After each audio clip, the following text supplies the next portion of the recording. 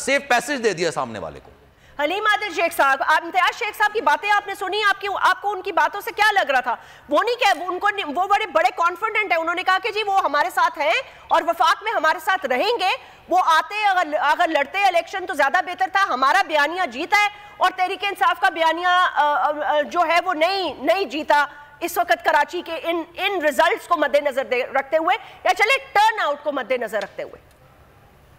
देखिए, मैं दो बातें करना चाहता हूँ। एक तो सूरत हाल ये है कि जो भी इलेक्शन हुए हैं, कराची से आगे हैदराबाद भी चले जाइए, बरीद में जाइए और दीगर सिंध में भी जाइए, तो वहाँ इस वक्त ये एसपी का और आरओ का इलेक्शन था, एसपी का, एसएचओ का और प्रिजाइडिंग अफसर का इलेक्शन था, पुलिस, आरओ, टीचर सब उनके थे।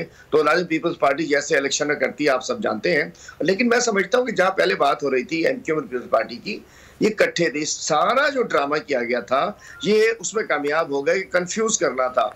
लोग बेचारे तंग आगे, हो रहा है नहीं हो रहा, नहीं हो रहा। इन्होंने ये सारा टोपी ड्रामा था जिसमें election commission, MQM, people's party ये मिले हुए थे। एमक्यूएम का इशू ये है कि जो थोड़े बहुत बेचारे उनके बाकी रह गए थे, उनके वोटर्स, कोई सपोर्टर्स, कोई जो उनके वेल विशर्स, वो भी उनसे अलहदा हो चुके हैं। उन्होंने बिल्कुल उनके बॉयकॉट करने से कुछ नहीं हुआ। बात है, बॉयकॉट तो उन्होंने भी किया और लंदन वाले भाई ने भी किया। इसका मतलब है आज तक दोनों एक पेज के ऊपर है, ये भी एक सवालिया निशान है। तो बाकी बात यह है कि पीपल्स पार्टी और एमक्यूएम ये इत्तेहादी थे, ये इत्तेहादी है। कराची का ऐसी की तैसी जो किए पिछले 35 साल में सिंध की, उसमें एमक्यूएम का हिस्सा बकदर जुस्सा मौजूद रहा है। हमेशा वही ट्रेंड रहा, हम इस्तीफा दे रहे हैं, हम ये कर रहे हैं, हम वो कर रहे हैं, खबरें चलवा दी गई, फाइनली बैठ गए। और कल रात खालिद मकबूल सिद्दीकी साहब की प्रेस कॉन्फ्रेंस अगर आपने देखी हो, उन्होंने ज़ेरे लब कह भी दिया था पीडीएमपी है, उसको भी देख लीजिए और हम वफाकी हुकूमत में हैं, हम उसे गिरने नहीं देंगे। बात यह कि ये कुछ लो दो के ऊपर जो आजकल चूंकि सिर्फ इस वक्त उनके पास जो 7, वो कहते हैं ना भागते चोर की लंगोटी, 7 जो सीटें हैं, वो समझ रहे हैं कि जितना लेना है इसमें कमा लो, बना लो। अगली दफा उनका मौका नहीं है, अगली दफा वो रन में ही नहीं है। कितने इकट्ठे हो जाए, पहले 13 इकट्ठे हुए, जैस्मिन कहाँ पहुंच गए? 13 पार्टी इकट्ठी हुई ना, क्या हुआ था आमिर लियाकत वाली साहब वाली सीट के ऊपर? ये 3 भी थे, पीडीएम भी थी, ये 3 ये भी थे। एक सवाल करना चाह रहा था, अगर अभी जो टर्नआउट है ना वो 20% के करीब, 20% टर्नआउट रहा है, जो कि पिछले बल्दियाती इंतखाबात 2015 के मुकाबले में हाफ है। लेकिन अगर मैं आमिर लियाकत हुसैन साहब की सीट की बात करूं जिसपे ज़िमनी इंतखाबात हुआ 245 248, उसमें तो पाकिस्तान तहरीक इंसाफ ने भी हिस्सा लिया और आपने मैदान भी मारा, लेकिन उसके बावजूद उनका जो टर्नआउट था ना उस वक्त के इलेक्शन का, वो भी 12-14 से ज्यादा नहीं था। लोगों का एतमाद, खासतौर पर मैं कराची की बात कर रहा हूं, सियासी जमातों से उठता चला जा रहा है। नहीं जी, जनरल इलेक्शन आने दीजिए, आप देखिएगा कैसा निकलता है। बल्ले पे ठप्पा, ठप्पे पे ठप्पा, आप देखिएगा। आने दीजिए इमरान खान का जनरल इलेक्शन, जो इंशाल्लाह अब तो करीब आ चुका है। पंजाब गवर्नमेंट गई ट्यूसडे को, इंशाल्लाह केपी गवर्नमेंट भी डिसॉल्व हो रही है। उसके बाद अल्टीमेटली एतमाद का वोट भी इन्हें लेना पड़ेगा, लेने के देने पड़ जाएंगे। ये छोटा मैच था हमारा, ये बड़ा फर्स्ट क्लास मैच था। इंशाल्लाह वर्ल्ड कप के लिए हम तैयारी कर रहे हैं, इंशाल्लाह वो वर्ल्ड कप कप्तान जीतेगा और पूरे पाकिस्तान में जीतेगा, 2/3 मेजॉरिटी। हलीम आदिल शेख साहब, मैं आपकी सारी बातों से एग्री करती हूँ, ठीक है, छोटा मैच था, सब कुछ था, मैं एग्री करती हूँ। क्या आप लोग इस बात पर, एटलीस्ट इस बात पर आप लोग अपने अंदर रिफ्लेक्ट करें कि तहरीके इंसाफ को, बाकी सूबों को छोड़ दें, आप पंजाब में खान साहब खुद बैठे हुए हैं, उनकी एक पूरी मुनज़्ज़म टीम है, बाकायदा नीचे तक ट्रिकल डाउन इफेक्ट हो रहा है। केपी में उनको तजुर्बा हो चुका है, वफाक में वो वजीर आजम रह चुके हैं, लेकिन कराची के हवाले से कराची को बिल्कुल इग्नोर किया गया। आप लोग भी इतने मुनज़्ज़म नहीं हैं, आपके अंदर भी टीम्स आपकी ग्राउंड पर इतनी ज्यादा ऑन ग्राउंड इस तरह काम नहीं करें जिस तरह उनको करना चाहिए, जो उनकी प्रेजेंस होनी चाहिए। शायद बल्दियाती इंतखाबात में इसलिए भी टर्नआउट कम था कि इतनी ज्यादा मोबिलाइजेशन मैंने नहीं देखी तहरीक इंसाफ की, हर एक बंदे की, जो होनी चाहिए आपकी कराची के हवाले से। बिल्कुल। देखिए जैस्मिन, मैं आपका जवाब देना चाहता हूँ। आप जो कह रही हैं, एक नैरेटिव सा बना हुआ है कि जी तहरीक इंसाफ ने कराची के लिए कुछ नहीं किया गवर्नमेंट में। तो मैं बताना चाहता हूँ 2 बातें। एक तो 18वीं तरमीम और उसका इस्तेमाल, 18वीं तरमीम बुरी नहीं थी, इसलिए नहीं थी, उसका इस्तेमाल इतना भोंडे तरीके से किया जाता है कि सिंध गवर्नमेंट कहती है माल खप्पे और कुछ नहीं खप्पे, जिसकी वजह से फौरी तौर पर लोगों को नजर कुछ नहीं आया। लेकिन इसके बावजूद जैस्मिन सुनिए, हुआ ये, और एक ढोंग हमारा ढंडोरा पीट दिया गया, पीटीआई कुछ नहीं कर रही, कुछ नहीं कर रही। लेकिन फिगर्स के अंदर बता दूं, पीपल्स पार्टी ने गुज़िश्ता 15 साल में जो 10,400 अरब इनके पास आए, उसमें से 1900 अरब की डेवलपमेंट की। पाकिस्तान तहरीक इंसाफ ने 3.5 साल में, जिसमें 2 साल कोरोना के भी थे, उसमें भी 60 लाख दिए थे, 1000 अरब डेवलपमेंट के लिए रखे, जिसके अंदर 625 अरब कराची के लिए और तकरीबन 450 अरब, पौने 500 अरब बकिया सिंध के लिए। तो 1000 अरब रखे गए थे, जिसके अंदर हमारे नाले साफ होने थे, K4 था, फ्रेट टर्मिनल था, ग्रीन लाइन तो आ चुकी, KCR था, मोटरवेज के लिए पैसे रखे जो बाद में खा गए।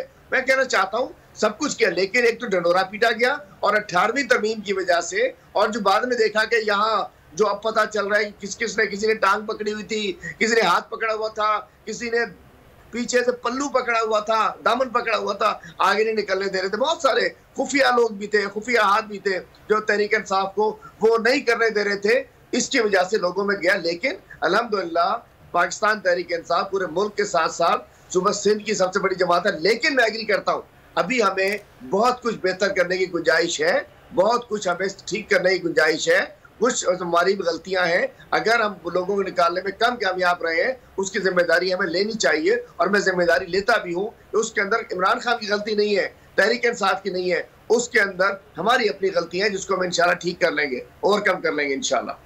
सर एक चीज और भी है, आपने जो बात की ना K4 मंसूबा, आपने कहा नालों की सफाई का, वफाक के जेर इंतजाम आता नहीं था, लेकिन उसके बावजूद आप लोगों ने उस चीज पे किया काम।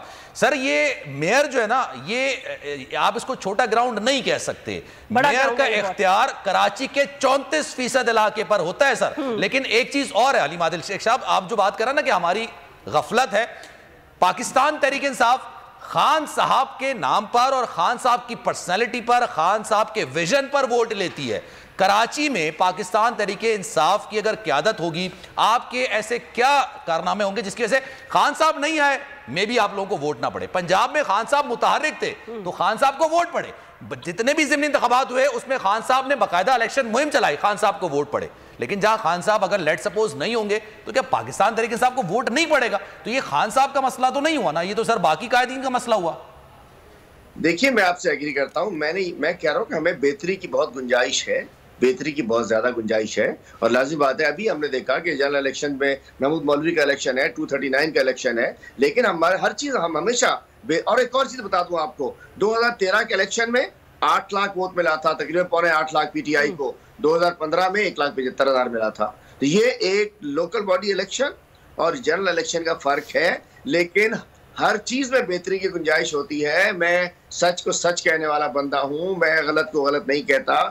खान साहब की है, तहरीक इंसाफ की नहीं है। अगर कोई शॉर्टफॉल है तो हमारे अंदर है, हमें बेहतर करना चाहिए। अवाम और खान साहब कनेक्टेड हैं, हमें उस गैप को पूरा करना है कि अवाम को घर से निकाल के वो डब्बे तक लेकर आना है। जब खान साहब की पता होता है कि इससे वज़ीर आज़म बनना है, लोग खुद निकल के आते हैं, लेकिन जब पता हो कि चेयरमैन बनना है तो उनको निकालना पड़ता है। शायद उसमें कोई मैकेनिज्म में हमारी कमी रह गई है, हम इंशाल्लाह उसको ठीक कर लेंगे। और इंशाल्लाह इसमें भी हम इंशाल्लाह भी रिजल्ट आ रहे हैं। इंशाल्लाह पाकिस्तान तहरीक इंसाफ एक लीडिंग पार्टी के तौर पे आ रही है, मेयर इंशाल्लाह हम बनाने जा रहे हैं अपना। लेकिन मैं समझता हूँ कि मजीद बेहतरी से हम आएंगे और हम पूरी कोशिश करेंगे, और मैं समझता हूँ कि हमें बड़ी गुंजाइश है अभी। और बाकी कराची के लिए एक बात यह है कि इस शहर को पाकिस्तान तहरीक इंसाफ ने कौमी धारे में शामिल कर दिया है। पाकिस्तान तहरीक इंसाफ ने इस शहर के बेटे, यहाँ वो लोग रहते हैं जो जिन्हें हकीकी आज़ादी की सबसे ज्यादा कदर भी है, जरूरत भी है, क्योंकि ये वो लोग हैं जिनके आबा अजदाद ने कुर्बानियां दी थी, जानें कुर्बान की थी, इज्जतें कुर्बान की थी,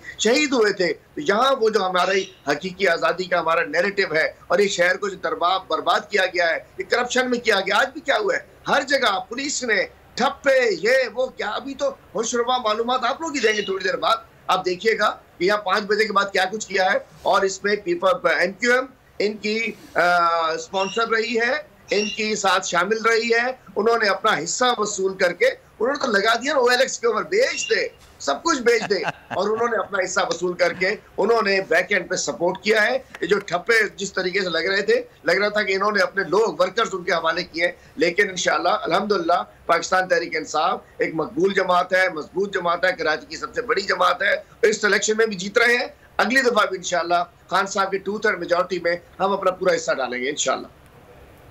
अच्छा सर, एक चीज और भी है ना हलीम आदिल शेख साहब, ये भी बताइएगा सर, कराची प्रायोरिटी में आता नहीं है या क्या वजूहात है? क्योंकि जब भी कराची में ज़िमनी इंतखाबात होते हैं, बल्दियाती, आपकी वजह क्या 2015 में मुत्तहदा कौमी मूवमेंट ने आपका इत्तेहाद था जमात के साथ और आपको बड़ी शिकस्त दी थी, उन्होंने बड़े मार्जिन से शिकस्त दी थी। वसीम अख्तर साहब जब भी मेयर बने उन्होंने कहा हमारे पास इख्तियारात नहीं है, हालांकि कराची के 34% इलाके पर मेयर का इख्तियार होता है, उसके बाद दीगर कंटोनमेंट एरिया भी हैं, विफाक की ज़ेर इंतजाम ज़मीनें भी हैं। क्या ये वजह है इस वजह से आपने इस मैदान को खाली छोड़ा? क्योंकि पाकिस्तान तहरीक इंसाफ का पिछले एक हफ्ते में जितना भी मौक़िफ़ था, जितना भी जो उनका विजन था, वो पंजाब और केबी या विफाक कह लिया, कराची के बल्दियाती इंतखाबात से इतना दूर क्यों रहे? वो 2015 के नताइज की वजह से? देखिए, मैं हकीकत बताऊं आपको, इस वक्त जो हमारा वर्कर, हमारा वोटर, इमरान खान का सपोर्टर, वो बड़ी जंग, वो बड़े मैच के अंदर सब इन्वॉल्व है। वो समझ रहे हैं कि इंशाल्लाह हमारा कप्तान आ जाएगा। बड़ा मैच कब समझेंगे जैस्मीन, कब अली मादिल शेख साहब, बड़े मैच से पहले सर फाइनल कप तक पहुंचने के लिए छोटे छोटे मैच पहले खेलने पड़ते हैं ना। डायरेक्ट इंसान फाइनल कप में तो नहीं पहुंच जाता पहले आपको। लेकिन ये देखिए अली मादिल शेख साहब, मैं आपको एक बात बताऊं, ये जो एटीट्यूड है ना, ये एटीट्यूड तब्दील करने की जरूरत है। कराची शहर 70% रेवेन्यू जनरेट करता है। इवन खान साहब से मुलाकातों के दरमियान ये दौरान सारे एडिटर्स, सारे एंकर्स के सामने ये एडमिट कर चुके हैं कि yes, as a prime minister भी वो कराची को वो टाइम नहीं दे सके जो उनको देना चाहिए था। वो खुद यहाँ आते रहते, मुलाकातें करते चले, मे बी इंशाल्लाह इन द फ्यूचर, लेकिन उसके साथ साथ उनकी जो यहाँ पर टीम है वो इतनी मुतहरिक नहीं है। आप मुझे ये बताएं सर, मैं आपको गिनती के लोग दिखवा सकती हूँ जो बल्दियाती इंतखाबात के लिए जिन्होंने घर पे नॉक किया और कहा कि जी आइए वोट डालने के लिए आइए। मुझे नहीं पता तहरीक इंसाफ से आपका मेयर कौन है मतलब उम्मीदवार कौन है? उम्मीदवार मेयर का कौन होगा सर, जो आया हो या अब पॉश इलाकों में, सेंट्रल के इलाकों में, दीगर इलाकों में मैंने तो नहीं देखा खबरों के दौरान भी उनको आते हुए निकलते हुए। हाँ, मैंने जमात इस्लामी के नईमुर रहमान साहब को जगह जगह जाते हुए देखा। देखिए, नईमुर रहमान साहब ने बड़ी अच्छी कैंपेन चलाई और जो किसी की सर रेहान हाशमी कनेक्टेड है हमारे साथ, उनकी एक कॉल ले लेते हैं इमरान से, उसके बाद आगे गुफ्तगू बढ़ाएंगे। रेहान अस्सलाम वालेकुम। कैसे हैं रेहान हाशमी साहब? जी अल्लाह का शुक्र। रेहान हाशमी साहब, ये बताइएगा कि अब एक होने की बातें हो रही हैं,